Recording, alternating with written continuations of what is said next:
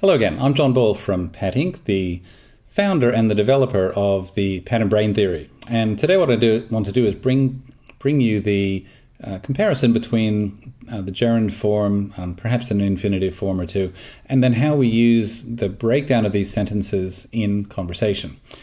So what we'll do is we'll go through the meaning matcher, how we break down the sentence itself, and then the conversation engine, how it interacts with the particular examples that we're bringing you. Okay, so let's get going with it. We're going to start with this sentence, the Vandals destroy the city savagely. And when we put it into the meaning matcher, we then get we get this particular representation. So you can see the sentence we put in. And in this case, what we're doing is we're looking effectively with the parts of speech where the word destroy is being used as a verb form, and also destruction, where that same word is being used as a noun form. And what I've said previously is that this use of parts of speech is the reason why AI hasn't progressed, particularly when it comes, obviously, to do with language. So natural language understanding, or NLU, has not been successful because we're using this archaic form of representation. The science causes the problem. Now, with the Vandals destroyed the city, we get some operators. This is role and reference grammar terminology. It's a statement, it's positive, and it's past tense. And it generates this logical structure or semantic representation. So it's the Vandals that are doing something savagely that caused the city to become ruined. Okay, so that's the example that we're going to be running through today with the gerund form of this particular sentence. So we're using the noun of the predicate, destruction, or the verb form destroyed.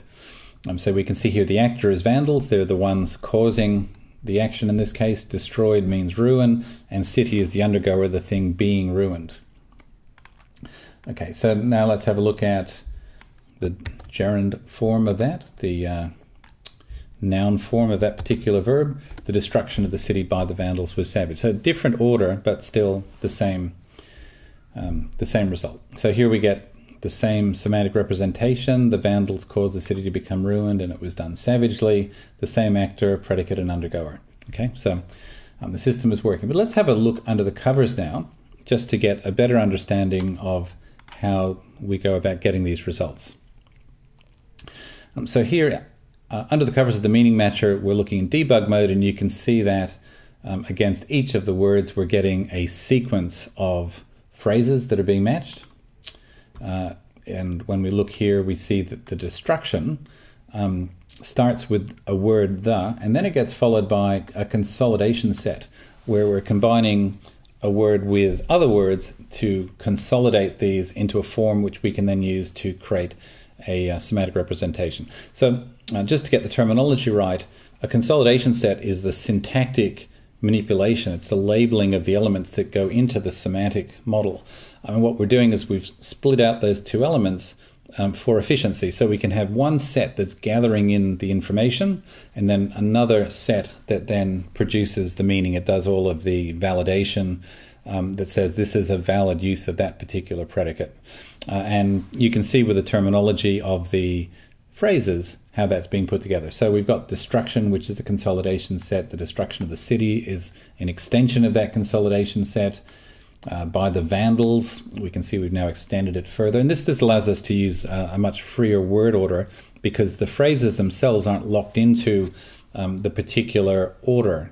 Or it could be, but in this case, it doesn't need to be done that particular way.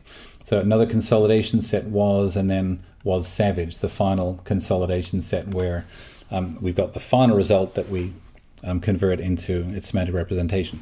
Now here, what we're doing is we're taking the consolidation sets, and every time we have a consolidation set, we convert it into its meaning, and then we take the longest meaning that represents everything in our input in order to use it in conversation. So it's an important point, so let's just drill down a little bit more.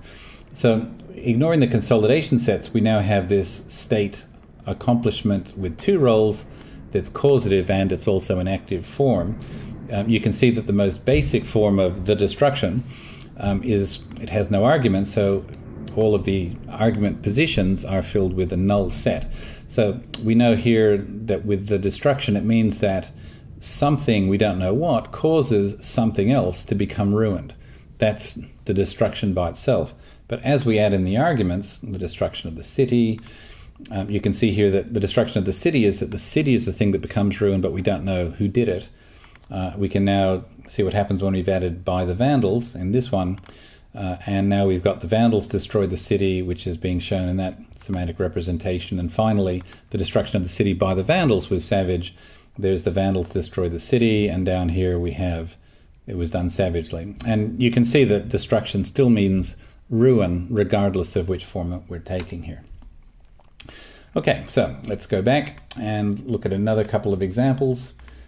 So what happens when we substitute into one of those argument positions a question word? So we'll go paste that in.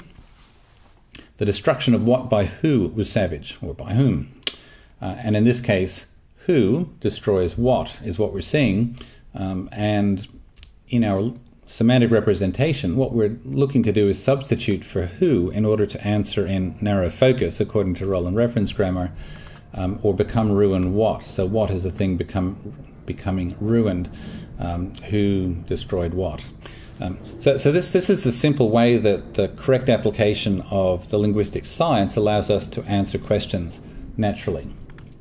And we'll just look at one more example in the meaning matcher, who destroyed the city, and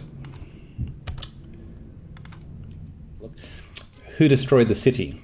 So here we've got who is the question word in narrow focus, okay, again according to Roland reference grammar, causes the city to become ruined.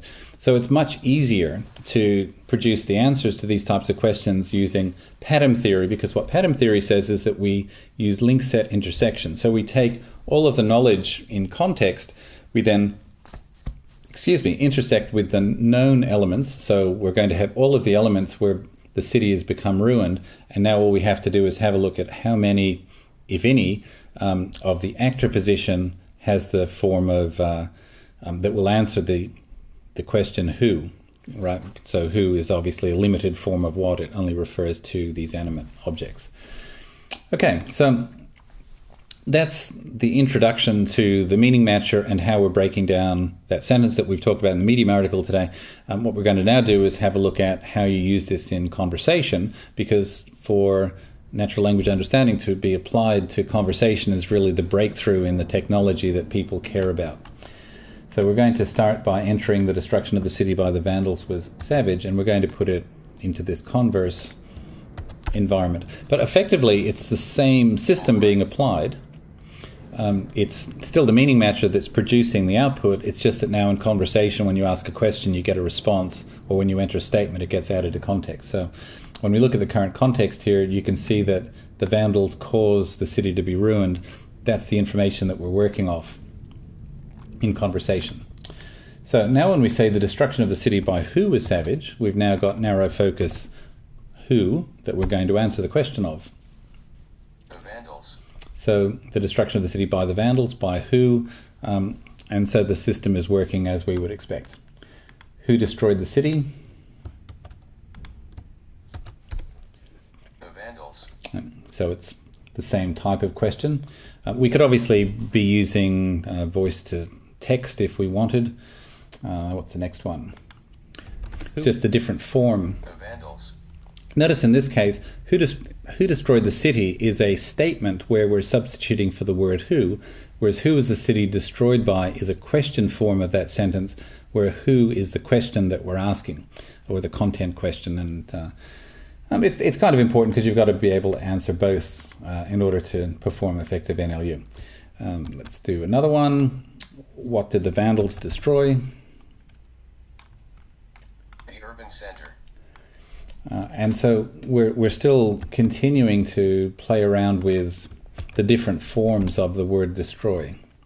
The destruction of what by the Vandals was savage. So we're getting some synonyms coming back. An urban center is a city, a metropolis is a city. That it just depends whether or not they're the correct synonyms. We're simply extracting the meaning based on the system that we're using. Obviously, we can constrain the answers far more than we are. And let's just look at one more example. What was destroyed? The city. The city. Okay, so there's an introduction to the different forms of language that we can manipulate in order to produce NLU. And conversation is the secret to the next generation of human-machine interactions that we care about. So thanks very much for joining us today. I'm John Ball, signing off. I'll see you soon. Bye for now.